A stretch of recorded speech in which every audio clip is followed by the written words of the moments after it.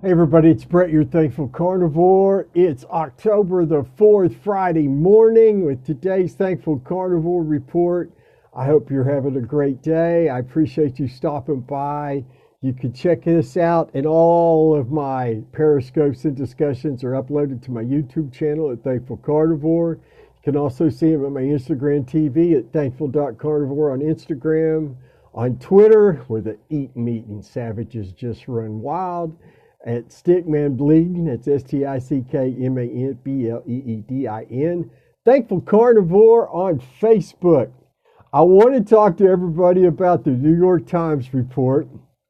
The headline: Eat less red meat, scientists said. Now some believe that was bad advice. Well, today's my 445th day of eating meat and drinking water. And I would agree with those who say not eating red meat is bad advice. I'm living proof that just eating red meat and drinking water won't hurt you, won't kill you, won't give you constipation. Your colon's not going to be all full of meat and become cancerous. What a stupid thing for you people to say and promote out there. You people know who you are, who promote that nonsense. But it's interesting. I read this article. I've read it 2 or 3 times. And here's what I observed. The people who are upset about it are the ones whose revenue depends on the status quo being maintained. Has nothing to do with science. Listen to this BS from a statement. Scientists at Harvard warned that the conclusions of this study harm the credibility of nutrition science and erode public trust in scientific research. Well, that's partly true in that your fake research, your fake institution that's designed only to make money, that has nothing to do with actual science, because you all question nothing. You defend the status quo at all costs. It's like the bullshit with the registered dietitians and their holier than thou RDAs. You got to follow the recommended daily alliances, everybody, or you're going to die. That's how they act.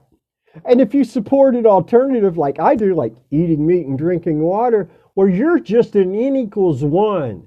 You're dogmatic. You're no different than the people at Jonestown who drank the Kool-Aid. I'm living proof that your falsehoods and deliberate misinformation are exactly that.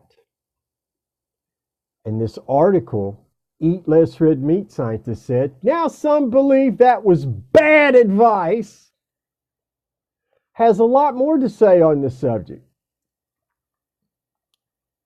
And it also spews some climate change, which is a lie, in my opinion. Climate's been changing since the planet was formed out of whatever it was formed from. And it'll change until the sun explodes and consumes it. It'll change every day, and there's not a thing in the world mankind can do about it. Short of maybe setting off 150 nukes, maybe we could crack our crust and destroy ourselves, but that would be it. Outside of that, this nonsense about eating meat causing calamitous environmental damage is propaganda at best. Complete deliberate falsehood is what I believe it all is. And it's designed to suck money out of Western civilization, to take our individual freedom away, and to control us. That's what I believe. I don't think it's a conspiracy either. I think it's written in everything they espouse. They don't like free speech. They don't like the power of the individual. I support those things, and I will until my last breath. Eating meat and drinking water has healed me of mental illnesses. Documented mental, not stuff I just, I suffer from depression. That's why my life's such a screw up. No, no, no. Real physicians, real medical records, and I'm really healed. Meat heals, people. It doesn't destroy, it heals. You just have to consume it. It's the most nutrient-dense food on planet Earth that human bodies can absorb. Why would you want to put anything else into your mouth? Sugar causes damage to our mitochondria, which creates horrible autoimmune problems, destruction through inflammation. It causes our damage to our liver, to our pancreas, and it keeps us hormonally out of balance every time we consume it. It serves no useful purpose unless you're maybe a type 1 diabetic, and that's a maybe.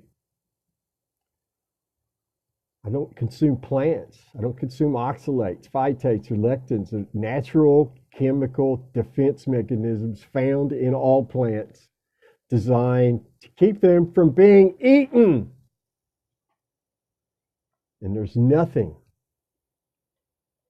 that says, hey, oxalates are good for you, because they're not. So I'm going to stick with eating meat and drinking water.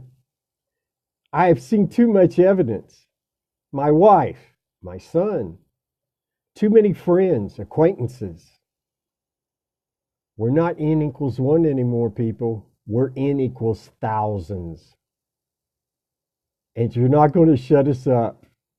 And the climate lie, well, outside of the Western-controlled media, you're being laughed at. Because we know better.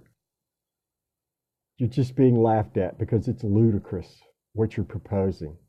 Unless you recognize this plant-based nonsense as a money grab, control grab by big food, big pharma, and the totalitarians that want to control us.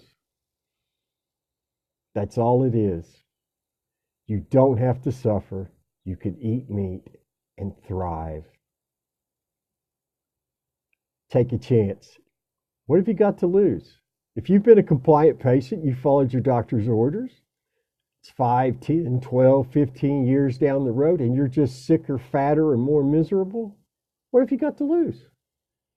Think about it. Check out meatheals.com or justmeat.co and read, learn, try to think different. Have a blessed day, everybody. Eat your meat, drink your water, and always be thankful.